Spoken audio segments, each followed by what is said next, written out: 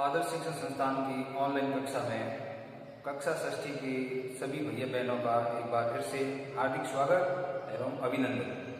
प्यारे भैया बहनों, आज हम सामाजिक एवं राजनीतिक विज्ञान पाठ्य पुस्तक के पाठ प्रथम विविधता की समझ के अंतर्गत यह जानने का प्रयास करेंगे कि विविधता के कारण किस प्रकार से असमानताएं भी उत्पन्न होती है।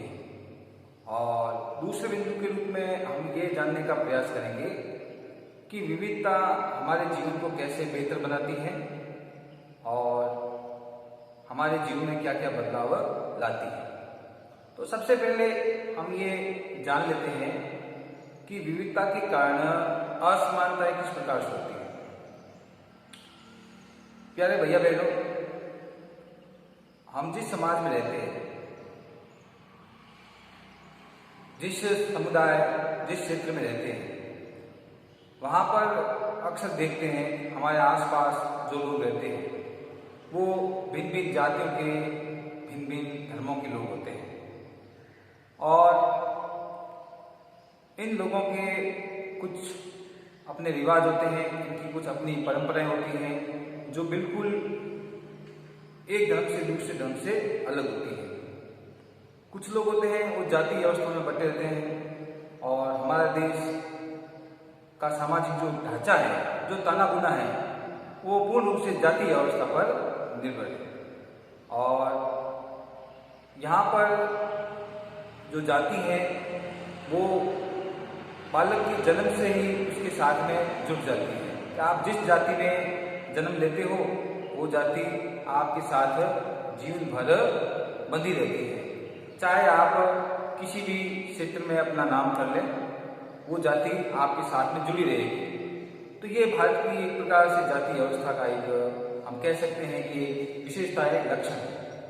तो ये कई बार तो इससे कुछ समस्याओं का सामना भी करना पड़ता है, क्योंकि इस जाति व्यवस्था के कारण समाज में एक प्रकार से लोगों के बीच में खाई या भेदभाव होने लगता है। जो निम्न वर्ग के लोग होते हैं, जिन्हें निम्न जाति माना जाता है, उनके साथ में हीन व्यवहार होता है।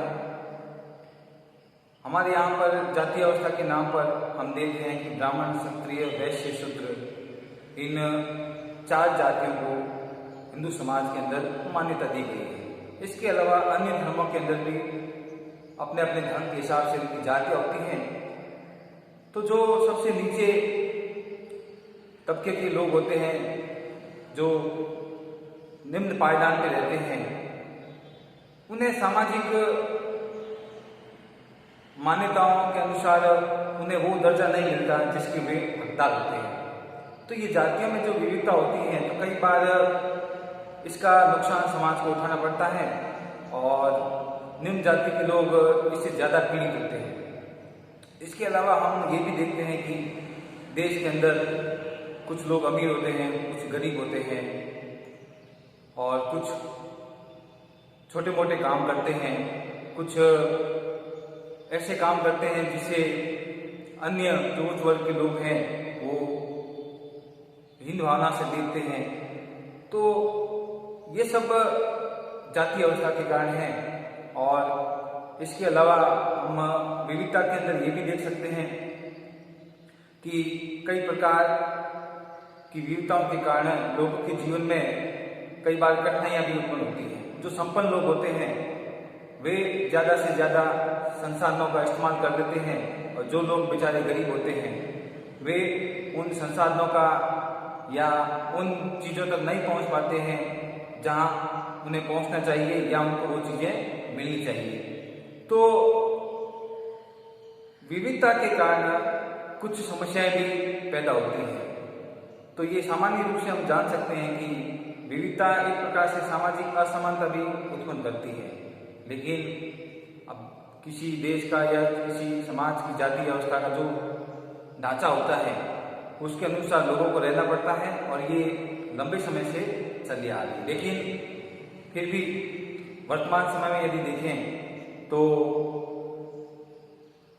शिक्षा का स्तर बढ़ने से और शिक्षा की पहुंच ज़्यादा लोगों तक होने के कारण अब लोग धीरे धीरे इन बातों पर ज़्यादा विश्वास नहीं करते हैं। अब ये जो जातिगत भेदभाव है धीरे धीरे कम होने लगा है। अब कुछ जो ग्रामीण क्षेत्र हैं वहीं पर इसका प्रभाव हमें देखने को मिलता है।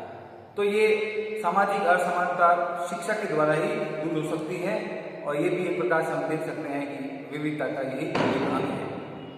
दूसरे बिंदु के रूप में हम ये जानने का प्रयास करेंगे कि विविधता से सामाजिक असमानता तो हमने देख ली है कि विविधताओं के कारण सामाजिक असमानताएं भी हमें समाज में देखने को मिलती है, लेकिन विविधता हमारे जीवन को बेहतर कैसे बनाती है, विविधता हमारे जीवन में नया संचार कैसे करती है, हम इससे नई नई चीजें कैसे सीखते हैं, हमारे जीवन में बदलाव कैसे आता है।